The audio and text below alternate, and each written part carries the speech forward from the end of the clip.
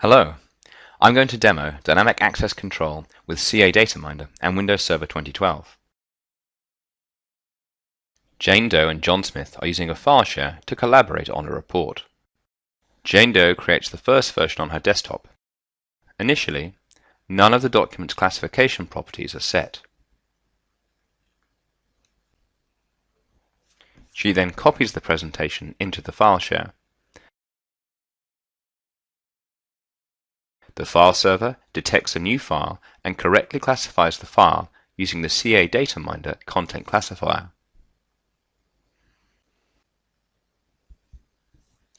John Smith can now open the file and review its content. In the next version, Jane adds some source code from a project she is working on called Project Vulkan. Project Vulkan is sensitive. All 20,000 of its files have been digitally fingerprinted using CA DataMinder. CA DataMinder's state-of-the-art document fingerprinting technology can detect multiple versions, cut and paste, and can scale to millions of documents. The file server detects that the file has changed and calls the DataMinder content classifier.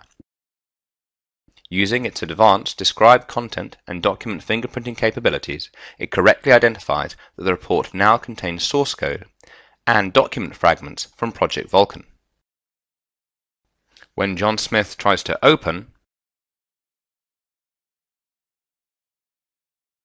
or copy the file, access is denied.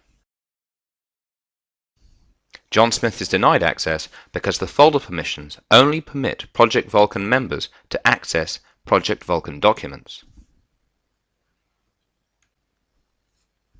CA DataMinder's Review and Reporting iConsole can be used to review sensitive files detected on the file server. In this case, it identifies the original documents which match Jane Doe's report. To recap, we saw classification with the CA DataMinder content classifier with its document fingerprinting and described content capabilities.